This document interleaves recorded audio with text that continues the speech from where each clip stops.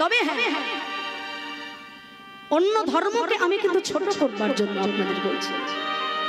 অন্য ধর্মকে সম্মান করা হলো সনাতন ধর্মের নিয়ম। অন্যান্য ধর্ম আমাদের ধর্মকে ছোট করে, কিন্তু সনাতন ধর্ম কখনো অন্য ধর্মকে ছোট করে না, এটাই আমাদের বৈশিষ্ট্য। অন্য ধর্মের নিন্দা, অন্য ধর্মকে ছোট করব, এটা আমি চাইবো না, এটা কেউই আমরা চাই না। কিন্তু অন্য ধর্মকে প্রাধান্য দিতে গিয়ে নিজের ধর্মটাকে যেন বিসর্জন না দিয়ে ফেলি, এটা কিন্তু কর্তব্য না। অন্য ধর্মকে প্রাধান্য দিতে গিয়ে, অন্য ধর্মকে মানতে গিয়ে নিজের সনাতন ধর্মটাকে আমরা বিসর্জন দিতে চলেছি। আমাদের সংস্কৃতি, আমাদের সমাজ ব্যবস্থা, আমাদের শিক্ষা আমাদের এমন দিকে ঠেলে নিয়ে যাচ্ছে, আমরা নিজেরাই ভেবে উঠতে পারছি না কোন দিকে যাব। তাহলে বলছিলাম, সন্তান গর্ভে আছে, আমি নাইটি পরে খাটে পা দোলাচ্ছি, ফেসবুক করছি, ইনস্টাগ্রাম করছি। আমার ছেলে ধ্রুব হবে, আমার ছেলে প্রহ্লাদ, বাবা পাক্কা একটা চোর হবে।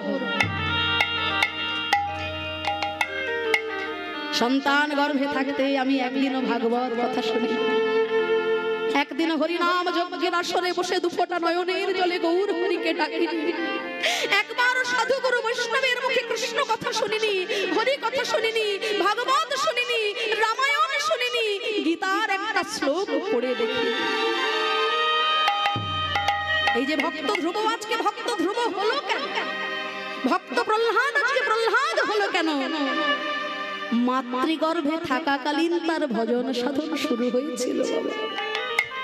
মাতৃগর্ভে থাকতে থাকতে এই ভক্ত ধ্রুব, ভক্ত প্রহ্লাদ তারা কৃষ্ণ কথা শুনেছে, হরি কথা শুনেছে, গোবিন্দের কথা শুনেছে। তাদের মা ছিল ভক্তিমতী, সেই জন্য আজকে তারা মহাভক্ত। তাদের নাম ইতিহাসের পাতায় স্বর্ণাক্ষরে রচিত। আজকে কোথায় রবীন্দ্রনাথ, কোথায় স্বামী বিবেকানন্দ, কোথায় ঠাকুর শ্রী রামকৃষ্ণ পরমহংসদেব? তারা আকাশের বুকে উড়ে বেড়ায়, ঘুরে বেড়ায়, কিন্তু মাতৃগর্ভ আজকে পবিত্র নয় বলে সেই পরমাত্মা পুণ্যাত্মারা জগতে আসতে পারে না। আকাশে হাজার হাজার এরোপ্লেন উড়ে বেড়াচ্ছে, কিন্তু এত বড় বড় মাঠ, এরোপ্লেন কিন্তু দাঁড়াবে না। এয়ারপোর্টের সিগন্যাল যতক্ষণ না পাবে এরোপ্লেন কিন্তু দাঁড়ায় না। তদ্রূপ মাতৃগর্ভ যদি পবিত্র না হয়, খাঁটি না হয়, মা যদি ভক্তিমতী না হয়, সেই গর্ভে, সেই স্থানে কখনো কৃষ্ণ ভক্ত, কখনো পুণ্যাত্মা, কখনো মহাত্মা, বৈষ্ণব সাধু কোনোদিন আসতে পারবে না। তাহলে আজকে আমাদেরকে নিজেদের দিকে তাকিয়ে দেখতে হবে। আজকে আমাদের ধর্মে যদি ছোট কোনো বাচ্চা মায়ের কাছে আবদার করে বলে, একাদশীর দিনে মা একাদশী করছে, মা আমি তোমার সঙ্গে একাদশী করব, আমরা কি বলি? না, তুই উপোস করে থাকতে পারবি না, শিগগির ভাত খা, তোকে একাদশী করতে হবে না। এইটুকু ছেলে আবার একাদশী করতে এসেছে? হ্যাঁ, কত পড়াশোনা, কত মাথায় চাপ, আরে ভাত খা, ডাক্তার বলেছে শরীর খারাপ হয়ে যাবে। কিন্তু একজন মুসলিম ভাইয়ের ছেলে দেখবেন তারা তাদের রোজার দিনে কিন্তু বাধা দেয়, বলে তারা আল্লাহকে ডাক, খোদাকে ডাক, আল্লাহ তোমার কত। এই যে তাদের শিক্ষা, তাদের সমাজ ব্যবস্থা কত সুন্দর। আমাদের ধর্মের মধ্যে একটা জিনিস দেখবেন, সকাল থেকে রাত্রি পর্যন্ত খাওয়া শোয়া, সংসারের কাজ, ঘরের কাজ, বাইরের কাজ, অফিস হোক, ব্যবসা হোক, সমস্ত কাজের জন্য নির্দিষ্ট সময় আছে। কিন্তু কৃষ্ণ ভজনের কোনো নির্দিষ্ট সময় আছে? আজকে অন্যান্য ধর্মের দিকে তাকিয়ে দেখো, সারাদিন ধরে তারা যত কাজই করুক না কেন, তাদের ধর্মের দেবতাকে মানবার একটা নির্দিষ্ট সময় তারা পালন করে। কিন্তু আমাদের ধর্মে ভগবানকে ডাকার কোনো নির্দিষ্ট সময় নাই। সন্ধ্যাবেলায় যখন তোমার পুজো করবার জন্য মন্দিরে যায়, তখন টিভিতে সব থেকে প্রিয় সিরিয়ালটা শুরু হয়ে যায়। কোন দিকে যাব? না বলে দাঁড়া দাঁড়া দাঁড়া, এইটুকু শুনে তারপর যাচ্ছি পুজো দিতে, দাঁড়া দাঁড়া দাঁড়া। আরে বাবা, এই সময়টা মিস গেলে চলবে না। সিরিয়ালটা চলতে চলতে যখন ছোট্ট একটা বিজ্ঞাপন বিরতি হয়, ঠিক ওই সময়টা তাড়াতাড়ি কাপড়টা পরে মন্দিরে গিয়ে নকুল দানা আর বাতাসাটা দেখিয়েই আবার বিজ্ঞাপন বিরতি শেষ হওয়ার আগেই এসে টিভির আসরে বসে। ও মা, বলে তুমি কষ্ট পাচ্ছ কেন? তোমাদের এদিকে এরকম কেউ নেই, ওসব আমাদের দিকের গল্প। অল্প, বুঝলে তো? তোমাদের এদিকে সবাই ভালো ভালো। যাও, যে কজন আছে সব উঠে চলে যাবে, তোমাদের এদিকে নয়, তাই তো? এই হলো আমাদের শিক্ষা ব্যবস্থা। আমার না আছে অন্তরে ভক্তি, না আছে প্রেম, না আছে অনুরাগ, নকুলদানার বাতাসার থালা আমি শুধু তোমাকে দেখাতে শিখেছি দয়া ভয়, কিন্তু কেমন করে খাওয়াতে হয় তা আমি কোনোদিনও ভাবি না। একটা দামি মিষ্টি কিনবো, একটা দামি সন্দেশ কিনবো, আগে আমি হিসাব করে নি, আমি, ওর বাবা, আমার ছেলে আর মেয়ে, 4টে মিষ্টি হিসাব করে গোবিন্দের জন্য কিনছি। ওই মিষ্টি আমার গোবিন্দ সেবা করবে। কত বড় বড় রাজভোগ, মিষ্টান্ন, পরমান্ন সবকিছু বর্জন করে দুর্যোধনের কত রাজভোগ, মিষ্টান্ন, পরমান্ন সব ফেলে বিদুরের ঘরে ভগবান এসে শুকনো কলার খোসা খেয়েছিলেন। নিতাই গৌর হরি বল, হরি বল। শুকনো কলার খোসা কেন খেলে? না, ওই কলার খোসার মধ্যে তার কতটা প্রেম ছিল, কতটা ভক্তি ছিল, কতটা অনুরাগ ছিল, সেটা দেখবার জন্য ভগবান এসেছেন। সবে স্নান করে এসেছেন বিদুরের স্ত্রী, একটাই কাপড়, এত দরিদ্র, স্নান করবার পর আর একটা যে কাপড় পরবে শুকনো কাপড়, সে কাপড় তার না, একটাই কাপড়, সে কাপড়টা পরে স্নান করে কাপড়টা শুকোতে দিয়েছে রোদে, কাপড়টা শুকিয়ে গেলে তারপর এমতো অবস্থায় ভগবান দুয়ারে দাঁড়িয়ে বলছে, মা, ও মা, আমার খুব ক্ষুধা পেয়েছে মা, এই দুপুর বেলা এসেছি তোমার ঘরে, আমায় কিছু খেতে দাও। বিদুরের স্ত্রী ভগবানের কণ্ঠস্বর শুনে তিনি এতটাই মুগ্ধ হয়ে গেলেন, এতটাই বিভোর হয়ে গেলেন, তিনি অঙ্গে কাপড় পরেছেন কিনা, বসন পরেছেন কিনা দিক বিদিক জ্ঞান শূন্য হয়ে তিনি তার ছেলেকে আনন্দিত অন্তরে নিজে কোলের মধ্যে বসালেন। বিবস্ত্র অবস্থায় ভগবানকে কোলে বসে একবার ভগবানের মুখের দিকে তাকাচ্ছে, দুটো নয়নের জলে বক্ষ ভাসে, ভাবছে আমি কি দিয়ে তোমার সেবা দেব দয়াময়, ঘরে তো এক মুষ্টি তন্দুর নাই, আমি কি দিয়ে তোমার সেবা করব, কি দিয়ে তোমার ক্ষুধা নিবারণ করব? কিছুদিন আগে ভিক্ষায় পাওয়া শুকনো কলা, মা আমার ভাবে বিভাবিত হয়ে এতটাই আত্মহারা হয়ে গেলেন যে ভগবানের মদন পানে তাকে ওই কলাগুলোকে ছুলছেন, কলার খোসাগুলোকে ছুলে দিক বিদিক জ্ঞান শূন্য হয়ে কলাগুলোকে ফেলে দিয়ে শুকনো কালো খোসাগুলোকে ভগবানের বদনে তুলে দিয়েছে।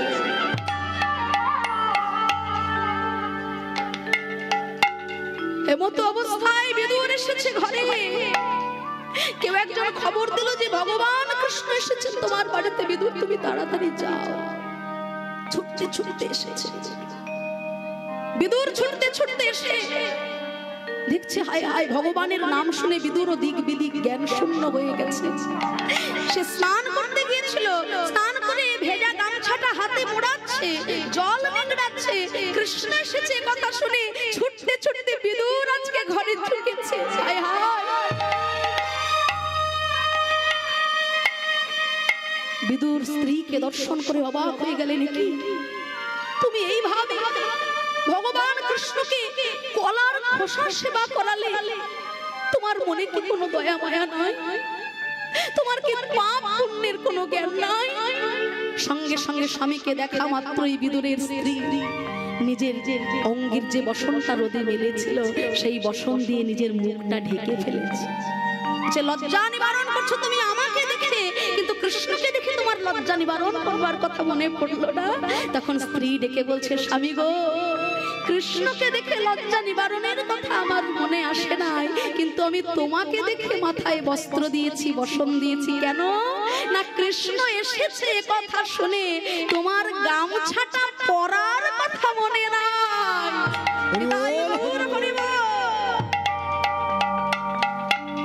তুমিও যে দিক বিদিক জ্ঞান শূন্য হয়ে ভেজা গামছাটা হাতে নিয়ে ছুটে চলে এসেছো আমার কৃষ্ণকে দেখবে বলে। একবার তুমি নিজের দিকে তাকিয়ে দেখো, কৃষ্ণ এসেছে বলে দিক বিদিক জ্ঞান শূন্য হয়ে তুমিও যে ছুটে এসেছো স্বামী। যদি ঘরে বাইরে হতে পারে এক মন, তবেই তো হয় কৃষ্ণ ভজন। হরি বল, হরি বল। স্বামী স্ত্রী একসাথে যদি একসঙ্গে ভজন না করা যায়, সাধন না করা যায়, তাহলে তো কৃষ্ণ ধনে কখনো পাওয়া যায় না। স্বামী স্ত্রী একসঙ্গে মিলিত হয়ে কৃষ্ণ ভজন করতে হয়। সতী রমণী যারা, তারা হলেন অর্ধাঙ্গিনী, তাদেরকে বলা হয় পত্নী। কেন? কেননা পত্নী কথার অর্থ স্বামী যদি পতনের পথে চলে যায়, স্ত্রী তাদেরকে উপরের দিকে তুলে ধরে। একজন স্ত্রী পারে তার স্বামীকে স্বর্গে পাঠাতে, একজন স্ত্রী পারে তার স্বামীকে নরকে পাঠাতে। স্বামীর পতনের হাত থেকে স্বামীকে রক্ষা করা হলো পত্নীর কাজ, সেই জন্য তার নাম পত্নী। আর স্বামীকে যারা পতনের পথে ঠেলে দেয়, নরকের পথে ঠেলে দেয়, তারা পত্নী নয়, ওই পত্নীর আগে একটা একার বসে যায়। তা আপনাদের ঘরে কার কার ঘরে পত্নী আছে আর কার কার ঘরে পেতনি আছে, সেটা তো আমার জানা নেই, আমি আজকে এসেছি। তো কার কার ঘরে পত্নী আর কার কার ঘরে পেতনি আছেন একটু হাত তুলুন তো দেখি বাবারা।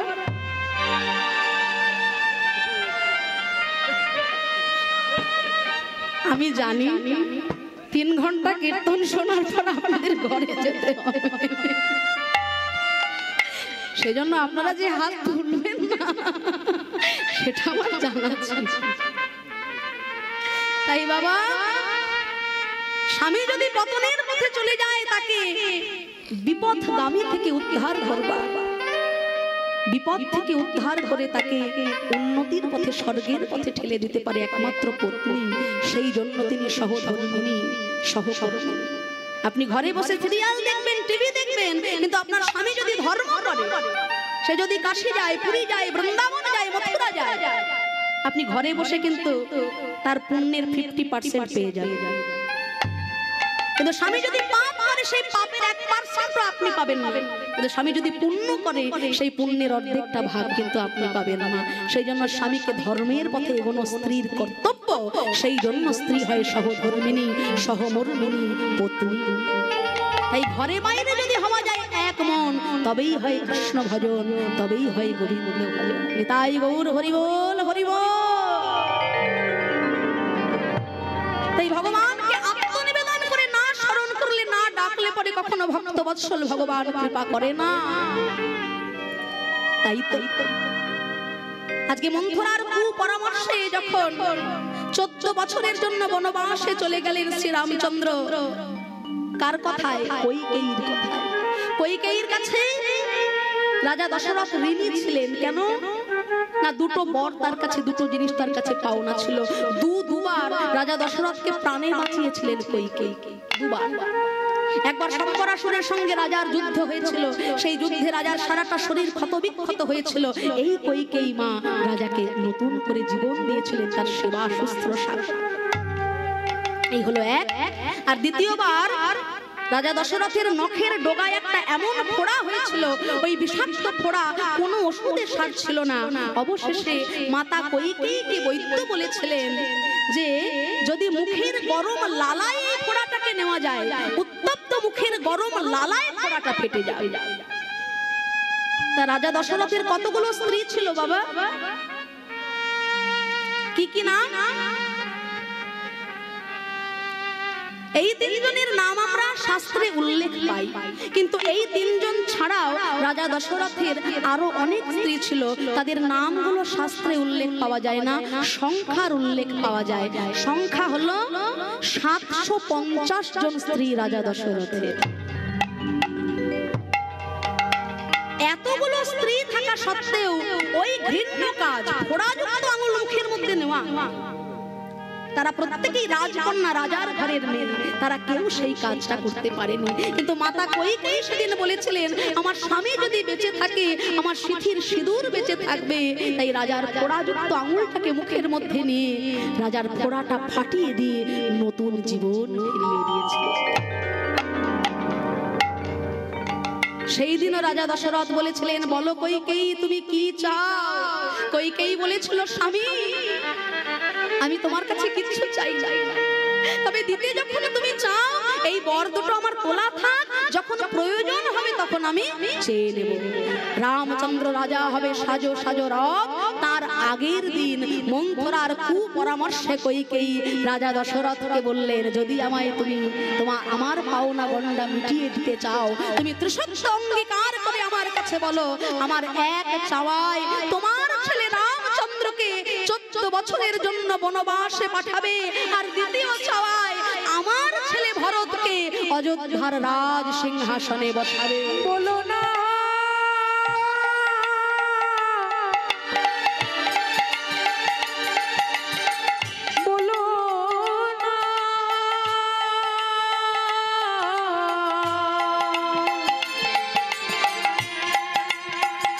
বলো না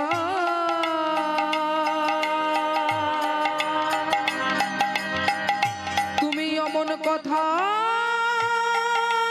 বলো না। কইকেয়ী, আজকে এই দিনটা দেখার আগে সেদিন আমি যদি মরে যেতাম তাহলে আমি এত কষ্ট পেতাম, কিন্তু যতই আমি তো অঙ্গীকার করি না কেন, আমি বাবা, ছেলে আমার বড় হয়েছে। শাস্ত্র বলছে বড় হওয়ার পর ছেলের জন্য যদি কোনো সিদ্ধান্ত নিতে হয় তার জন্য ছেলের সঙ্গে একটু আলোচনা করতে হয়।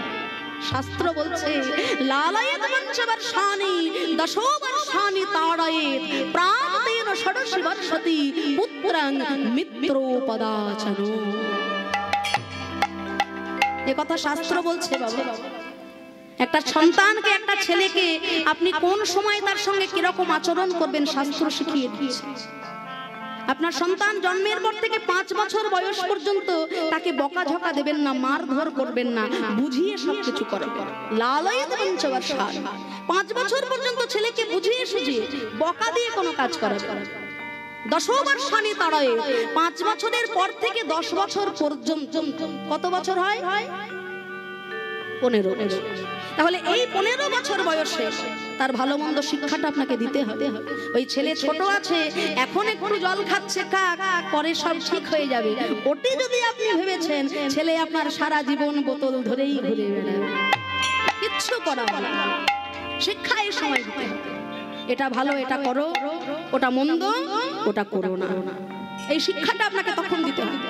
দশবর্ষাণি তাড়ায়েত প্রাণেন ষোড়শী বর্ষতি, 15 বছর পূর্ণ হয়ে ছেলে যখন 16 বছরে পদার্পণ করবে, তার সম্বন্ধে যদি কোনো ডিসিশন, কোনো সিদ্ধান্ত আপনাকে নিতে হয় তার সঙ্গে একটু বন্ধুর মতো আলোচনা করতে হবে। প্রাপ্তেন ষোড়শী বর্ষতি পুত্রং মিত্রোপদাচনো, আপনার চিন্তা ভাবনাটা তার উপরে চাপিয়ে দিলে চলবে না, বন্ধুর মতো আলোচনা করে সব কিছু সলভ করতে হবে। তাই রাম, তোমার এই সৎ মা কইকেয়ী তোমাকে 14 বছরের জন্য বনবাসে পাঠাবে বাবা। এই পিতৃ সত্য পালন করবার জন্য তুমি কি তা করতে পারো বাবা? এই দেহের সৃষ্টিকর্তা তো আপনি। আপনি যদি চান 14 বছর কেন বাবা, 14,000 বছরও আমি বনে যেতে রাজি। ও মায়েরা, বলি আজকের দিনে কি এমন ছেলে দেখতে পাওয়া যায়? হ্যাঁ, পাওয়া যায় না? কে বলেছে?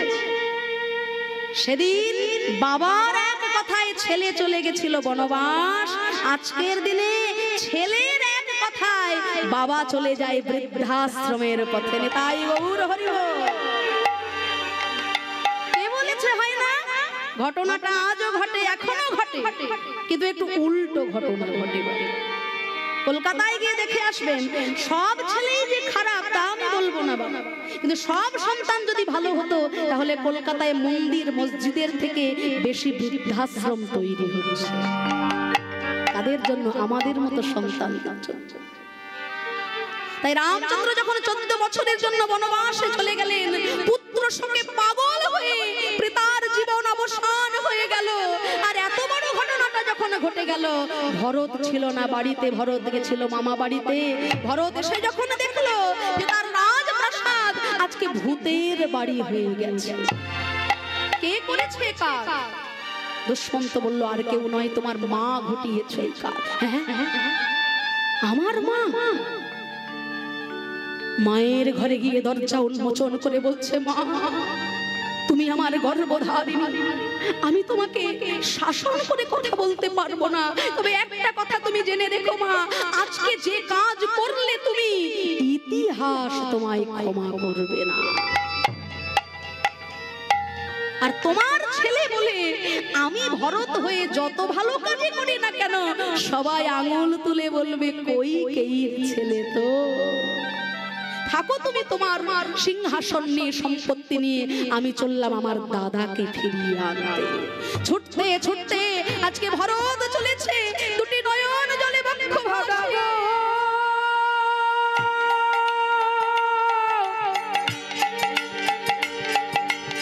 কোথায় দাদা,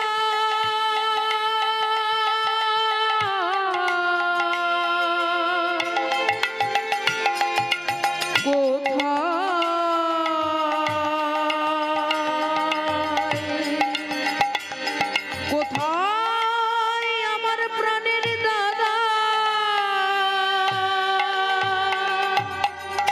দাদা দাদা দাদা দাদা তুমি বাড়ি চলো দাদা, তোমার বিহনে রাজপ্রাসাদ যেন ভূতের বাড়ি হয়েছে দাদা, দাদা তুমি বাড়ি চলো দাদা। কে? আমার ভরত এসেছে। ভরত, আজকে আমার প্রাণটা আনন্দে ভরে গেল রে ভরত। দাদা যদি সংসার ছেড়ে চলে যায়, ভাইয়ের মনে আরো আনন্দ হয়। কি বাবা, তাই নাই? দাদা যদি সংসার ছাড়ে, ভাইয়ের আরো আনন্দ, আঙুল ফুলে কলা গাছ।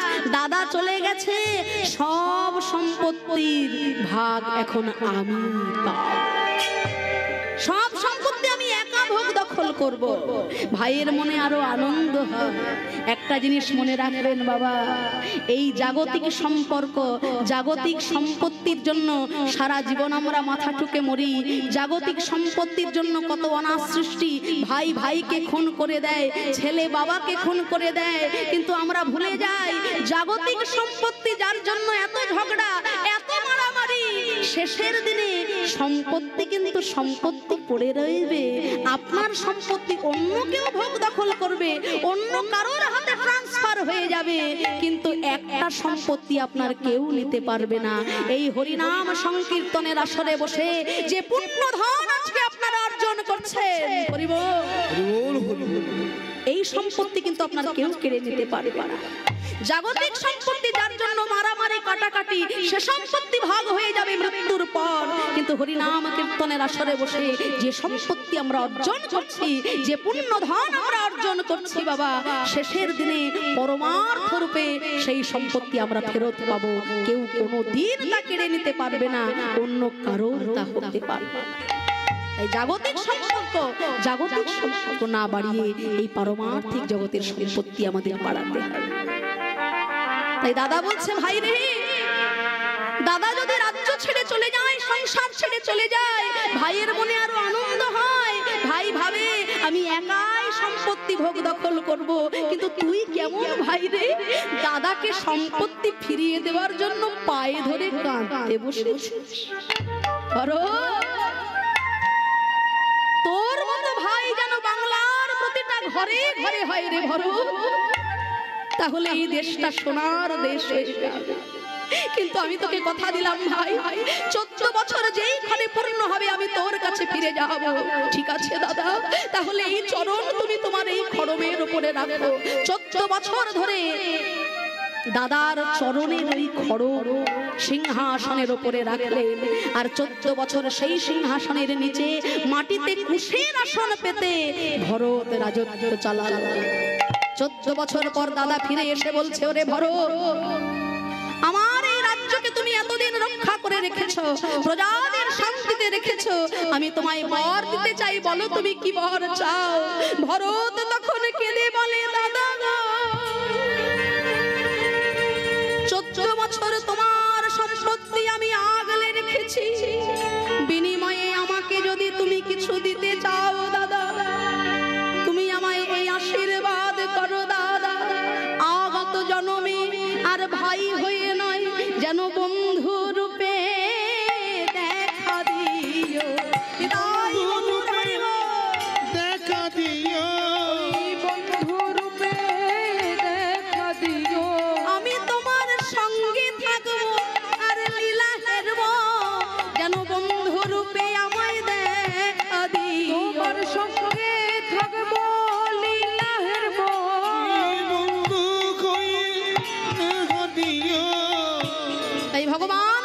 কৃষ্ণের সঙ্গের সঙ্গী বন্ধু সুদামা, সেই ভরত আমার ভক্তবৎসল ভগবান মর্যাদা পুরুষোত্তম শ্রী ভগবানের ভাই ভরত সুদামা রূপে বন্ধু হয়ে কৃষ্ণের সঙ্গে বিরাজ।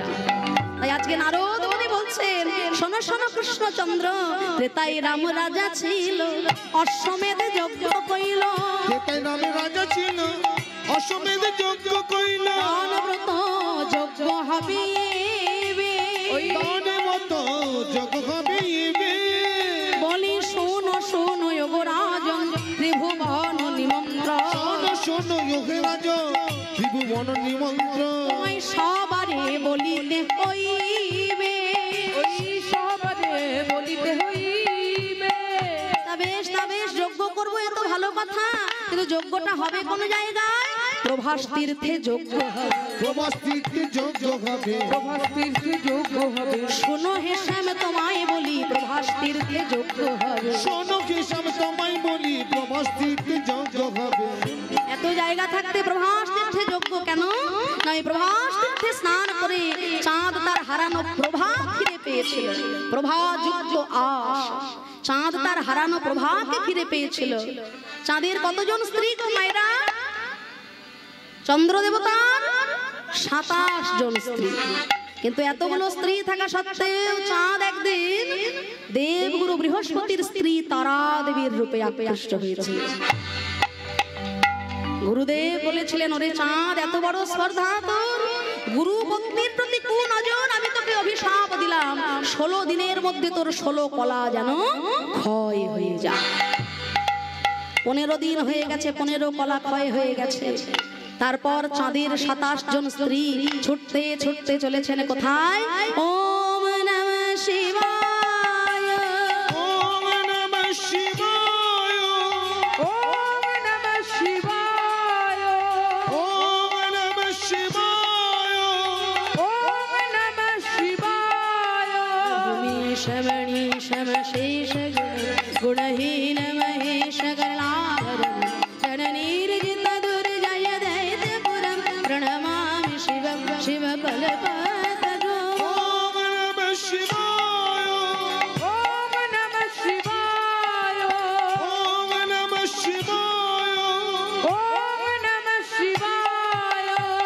देवादिदेव महादेव की জয়, शिव शंभू की জয়, भोले बाबा की জয়। শিব ঠাকুর প্রধান্বিত হয়ে গেল। এই একটু শান্তিতে নিরালায় নির্জনে তপস্যা করছি, তোমাদের এতেও শান্তি হলো না? এত চিৎকার চেঁচামেচি করে আমার ধ্যান ভঙ্গ করে দিলে। কে তোমরা? 27 জন রমণী হাত জোড় করে বললেন, জামাই বাবু, আমাদের উপর আপনি রাগ করবেন? হ্যাঁ জামাই বাবু, তা তোমরা আমার শালিকা? ছি ছি ছি ছি ছি, তোমাদের এত মুখ ঝুঁক করে ফেললাম, বকাঝকা দিয়ে ফেললাম, ছি ছি ছি, আমার তো এটা উচিত হয়নি, আমি বুঝতে পারিনি শালিকাগণ, তোমরা আমাকে ক্ষমা করে দাও। কি গো মায়েরা, দক্ষ রাজার 27 জন কন্যাকে বিবাহ করেছেন চন্দ্র দেবতা, দক্ষ রাজার একটি কন্যাকে বিবাহ করেছেন শিব ঠাকুর, তাহলে চাঁদ আর শিব ঠাকুর সম্পর্ক কি? তাহলে চাঁদের 27 জন স্ত্রী শিব ঠাকুরের কি হবে? বিশাল ভালো সম্পর্ক। বলছে, তোমরা আমার এত আপন, এত কাছে, কিন্তু আমি তোমাদের মুখ ঝুঁক করে ফেললাম, তা আমার কথায় রাগ করো না? না জামাই বাবু, আপনার কথায় আবার রাগ করে? হ্যাঁ, আপনার যে অবস্থা দেখতে পাচ্ছি, আমরা এসে লজ্জায় পড়ে গেছি। দেবতারা দামি দামি কাপড় চোপড় পরে, আর আপনি কিনা বাঘের ছাল, হরিণের ছাল গায়ে দিয়ে ঘুরে বেড়াচ্ছেন। দেবতারা দামি দামি গয়নাগাটি পরে, আপনি হাড়ের মালা পরেছেন, আর কি সমস্ত নেশা ভান করেন, আর বলে আপনাকে লজ্জা দেব। কি গো মায়েরা, তাই না? শিব ঠাকুর কিন্তু তার আভরণগত বৈষ্ণব নয়, তিনি হলেন আচরণের বৈষ্ণব, যেটা আজকের দিনে পাওয়া বড় কঠিন। আমাদের আভরণের বৈষ্ণব হাজার হাজার পাওয়া যাবে বাবা, কিন্তু আচরণের বৈষ্ণব আজকের দিনে কোটিতে 2টি পাওয়া যায় কিনা সন্দেহ। তৃণাদপি সুনীচেন তরোরিব সহিষ্ণুনা অমানিনা মানদেন কীর্তনীয় সদা হরিঃ। এই গুণগুলো আজকে আছে আমাদের মধ্যে। আমরা শুধু আভরণ ধরতে পেরেছি, মোটা মোটা তুলসীর মালা, দাদা সঙ্গে তিলক, গেরুয়া বসন, আমরা শুধু আভরণের বৈষ্ণব হয়েছি। বৈষ্ণবের যে লক্ষণ মহাপ্রভু বর্ণনা করেছেন, এটা আমার মুখের কথা নয়। সেখানেই তো প্রথমে আমরা একটা বড় শুনি, তৃণদপি সুনীচেন, ঘাসের থেকেও নিজেকে ছোট বলে মনে করতে। কিন্তু আজকের দিনে আমরা বৈষ্ণব, আমরা সবার ওপরে, আমাদের সবার নিচে তোমরা। তাই তো এটাই আমাদের ধর্ম। আমি বৈষ্ণব, আমি সাধু, আমি সবার উপরে, তোমরা আমার শিষ্য, তোমরা আমার পায়ের তলায়। তাহলে ঘটনাটা আজকের দিনে উল্টো। তা বৈষ্ণব হওয়ার লক্ষণ এটা নয়, তৃণদপি সুনীচেন, নিজেকে ঘাসের থেকেও ছোট মনে করতে হবে। ঘাসকে যখন পদদলিত করে যায়, ঘাস আমাদেরকে কোনো ব্যথা দেয় না, উল্টে ঘাস আমাদের পায়ে কোমলতা দান করে দেয়। তাকে আমরা ব্যথা দিই, কিন্তু সে আমাদের কোমলতা দেয়। এটা বৈষ্ণবের লক্ষ্য। তাকে আমরা ব্যথা দিই, কিন্তু সে আমাদের বিনিময়ে ব্যথা না দিয়ে আরো আরাম দেয়, কোমলতা দেয়।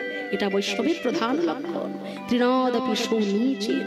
আর কি না, যদি সহ্য ক্ষমতা শিখতে হয় বৈষ্ণব হয়ে, গাছের কাছে চলে যাও। গাছ হচ্ছে সহ্য ক্ষমতার প্রধান।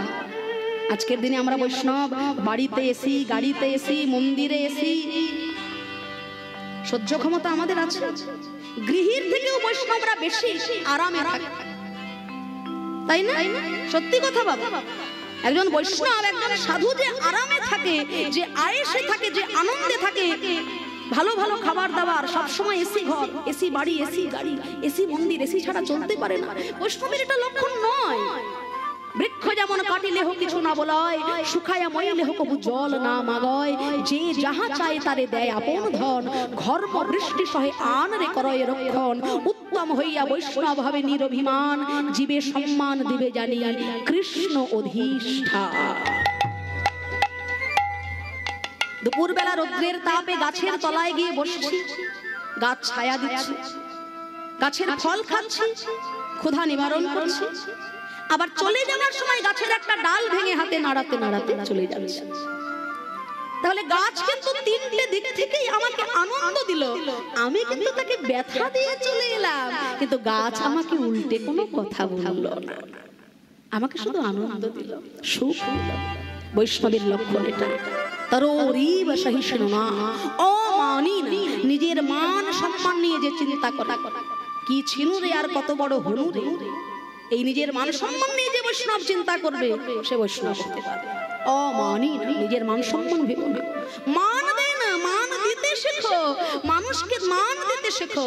বহু রূপে সম্মুখে তোমার ছাড়ি কথা খুঁজিছ ঈশ্বর, জীবে প্রেম করে যেই জন, সেই জন সেবিছে ঈশ্বর। তাহলে অমানি না, মান দেয় না, কীর্তনীয় সদা হরি, মুখে সদা হরি গুণ কীর্তন। এতগুলো গুণ যার মধ্যে বিদ্যমান, তিনি হলেন বৈষ্ণব।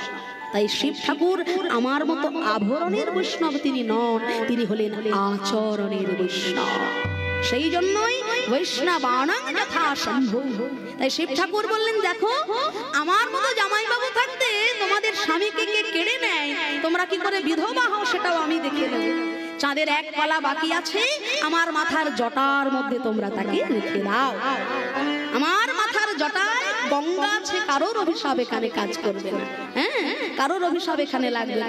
তা ওই যে এক খণ্ড চাঁদকে এনে রেখে দেওয়া হলো শিবের মাথায়, তাই তো? আকাশে আমরা যে চাঁদ দেখি সেটা কিন্তু 16 কলার চাঁদ নয়। হিসেব করে দেখবেন, আকাশের চাঁদ হচ্ছে 15 কলার চাঁদ। আর এক কলা কোথায়? আর এক ফালি চাঁদ হচ্ছে শিব ঠাকুরের মাথায়। এই দুই নিয়ে তবে হয় 16 কলার চাঁদ। একদিন দেবগুরু বৃহস্পতি বলা কওয়া করছেন যে চাঁদ যদি বেঁচে থাকতো আমি বলতাম সোম তীর্থের জলে স্নান করো, তোমার সব রোগ দূরীভূত হয়ে যাবে। আর সেই কথা শুনে 27 জন স্ত্রী যেই না সোম তীর্থের জলে ওই এক খণ্ড চাঁদকে স্নান করিয়েছে, চাঁদ তার আগের হারানো 15 কলা জ্যোতি ফিরে পেল। সেই জন্য চাঁদ হারানো প্রভা ফিরে পেল বলে সোম তীর্থ হয়ে গেল প্রভাস তীর্থ। তাই গৌর হরিব। এই নারদ মুনি বলছে, শোনো শ্যাম, এই প্রভাস তীর্থেই যোগ্য হবে। তাই সেই কথা শুনে আমার গোবিন্দ সবার জন্য চিঠি লিখছেন। আহা প্রথমে শঙ্করে পরে শঙ্করী রে, প্রথমে শঙ্করে পরে শঙ্করিনী, গণপতি কার্তিকে রে, গণপতি কার্তিকেয়ী, সে যে পদজনে লোক লক্ষ্মী বিনা পানি পদজনী লক্ষ্মী বিনা পানি পত্র লিখে নিজ করে পদজনী লক্ষ্মী বিনা পানি পত্র লিখে নিজ করে। সবার নামে চিঠি লিখলেন। দাদা বলরাম সংশোধন করে দিচ্ছেন। শেষে দাদা বলরাম বলছে, ভাই কানাই রে, সবার নামে তো চিঠি লিখলি ভাই, কিন্তু যাদের কোলে পিঠে আমরা বড় হলাম সেই মাতা যশোমা আর পিতা নন্দের নামে তো কোনো চিঠি নাই। গোবিন্দ আমার কেঁদে বলে, দাদা যত দেব দেবী গন্ধর্ব কিন্নর সকলের নামে চিঠি লেখার মতো যোগ্যতা আমি অর্জন করেছি দাদা, কিন্তু মায়ের কাছে চিঠি লেখার মতো আমি ভাষা খুঁজে পেলাম না দাদা। ভাষা খুঁজে পেলাম না দাদা, আমি কি বলে আয়া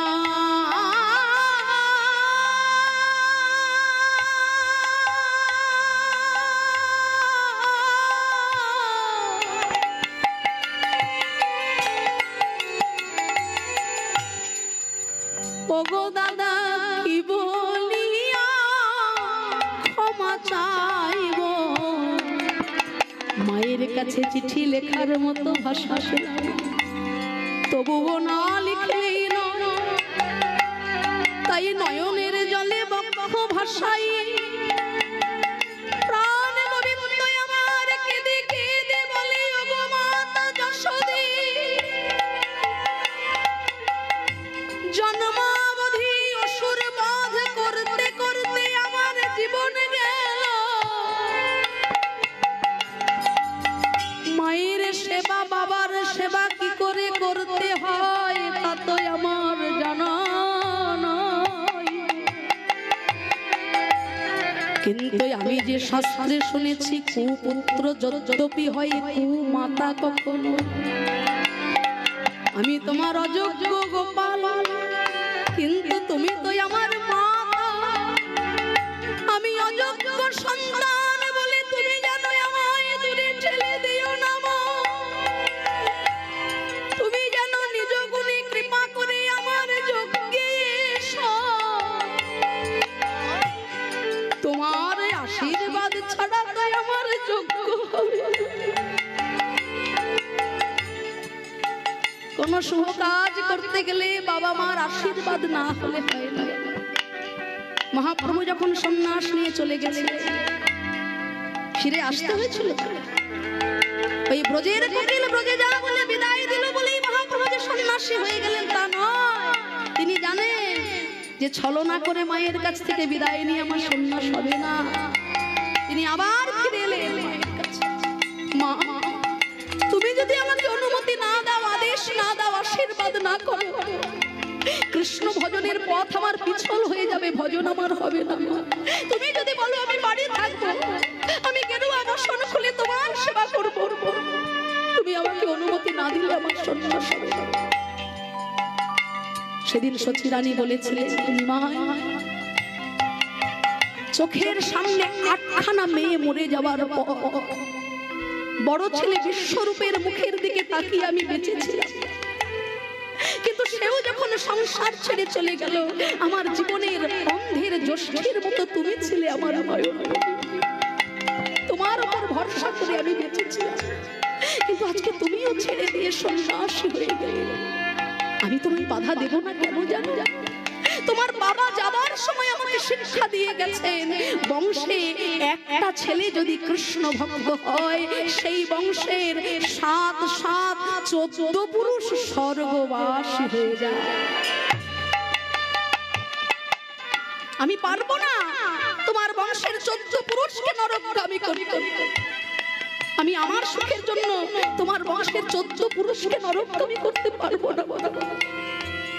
বংশে একটা ছেলে যদি কৃষ্ণ ভক্ত হয় তার মাতৃকুলের 7 পুরুষ, পিতৃকুলের 7 পুরুষ, 14 পুরুষ স্বর্গবাসী হয়। আমি তোমাকে আশীর্বাদ করছি বাবা, মা হয়ে তুমি এমন হরি নাম করো, তোমার হরি নামে যেন জগতের সব দুঃখ দূর হয়ে যায়। এই হলো মা। এমন মা না হলে কোনোদিন চৈতন্য মহাপ্রভু হওয়া যায় না। এই মেদিনীপুরের গর্ব ঈশ্বরচন্দ্র বিদ্যাসাগর, আজকে ইতিহাসের স্বর্ণাক্ষরে তার নাম লেখা কেন? তার মা ছিলেন ভক্তিমতী, সেই জন্য আজকে তিনি বিদ্যাসাগর। সন্তান হয়ে মায়ের প্রতি তার কতটা ভালোবাসা আপনারা তো জানেন। সকল বাধা বিপত্তি সব কিছু ত্যাগ করে, সব কিছু উপেক্ষা করে মায়ের চরণে আছাড় খেয়ে পড়ে বলেছিলেন, মা তুমি আমার জগৎ ধাত্রী, তুমি আমার গর্ভধারিণী, তুমি আমার জগৎ জননী। প্রতি মার মাঝে দেখি প্রতি মারে কাঠের মূর্তি, মাটির মূর্তি, লক্ষ লক্ষ টাকা বাজেটে পুজো করছি, আর ঘরে আমার জীবন্ত প্রতিমা দুবেলা দুমুঠো ভাতের জন্য চোখের জলে ভেসে যাচ্ছে। আর দুর্গাপূজার সময় আমি 50,000 দিয়েছি, আমি 40,000 দিয়েছি, আমি 1 লাখ দিয়েছি। ওই মাটির মূর্তিকে পুজো করার আগে তোমার ঘরের জীবন্ত প্রতিমাকে পুজো করো। জীবন্ত প্রতিমা যদি খুশি হয়, মাটির মূর্তি তোমার আপনা আপনি আশীর্বাদ করবে। বেঁচে থাকতে ভালোবাসা, মরার পর সারা পাড়ার লোককে গলদা চিংড়ি খাইয়ে কোনো লাভ হবে না, ওটা শুধু লোক দেখে। বেঁচে থাকতে ভালোবাসো, বেঁচে থাকতে সম্মান করো, আনন্দ দাও। ঘরের জীবন্ত প্রতিমা, ঘরের জীবন্ত ভগবান যদি খুশি থাকে, বৃন্দাবনে তোমায় কষ্ট করে যেতে হবে না, বৃন্দাবন তোমার বাড়িটাই তৈরি হয়ে যায়। বিদ্যাসাগরের কাছে কন্যাদায়গ্রস্ত পিতা এসে একদিন দুটো চোখের জলে বলে ভেসে কাঁদছে। বিদ্যাসাগর বলছে, আপনি এভাবে কাঁদবেন না বাবা, আমি চেষ্টা করছি কি করে আপনার কন্যা দায় হতে আপনাকে মুক্ত করা যায়। বিদ্যাসাগরের মায়ের হাতের একটা সোনার বালা ওই কন্যাদায়গ্রস্ত পিতাকে চুপি চুপি দিয়ে, এই একটি সোনার বালা দিয়ে আপনি কন্যা বিদায় করুন, পরে যদি প্রয়োজন হয় আপনি আসবেন আমার কাছে, আমি যথাসম্ভব চেষ্টা করব। মায়ের একটি বালা দিয়ে সেই কন্যাদায়গ্রস্ত পিতাকে কন্যাদায় হতে মুক্ত করেছিলেন বিদ্যাসাগর। কিন্তু পরক্ষণে চিন্তা করলেন, আমি কি করলাম? সন্তান মাকে বালা গড়ে দেয় আর আমি আমার মায়ের বালা ছিনিয়ে নিলাম, এ তো মহাপাপ, মহা অপরাধ। এই অপরাধ আমি কদিন চেপে রাখবো? শেষে একদিন মায়ের দুটো পায়ে ধরে বলছে, ও মা, আমি না একটা অপরাধ করে ফেলেছি, আমি ভয়ে ভয়ে তোমাকে বলতে সাহস পাচ্ছি না, কিন্তু আমি একটা অন্যায় করেছি মা। ও মা, আমি তোমাকে কথা দিচ্ছি, আমার যখন সামর্থ্য হবে আগে আমি তোমাকে সেটা দেব, তারপর আমি অন্য কাজ করব। সাগর, কি অন্যায় করেছিস তুই যে এই জন্য আমার পায়ে ধরে তোকে কাঁদতে হবে?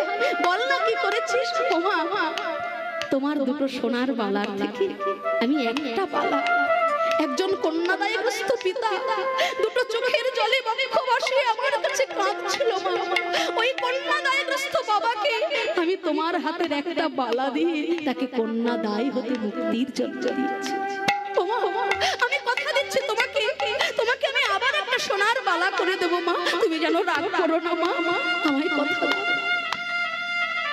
সাগর, রাগ আমার হয়েছে, বড় রাগ, বড় কষ্ট হয়েছে আমার। তুমি আমার ছেলে হয়ে কাজ করতে পারো? তুমি জানো না সাগর, একজন কন্যাদায়গ্রস্ত পিতার মাথায় কতটা চিন্তা, কতটা ভাবনা। তুমি যখন দিলে, একটা বালা কেন দিলে বাবা? এই শিক্ষায় তো আমি তোমাকে বড় করিনি বাবা।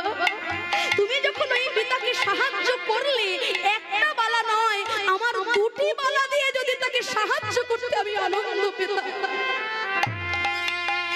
এই হলো শিক্ষা, এই হলো মা,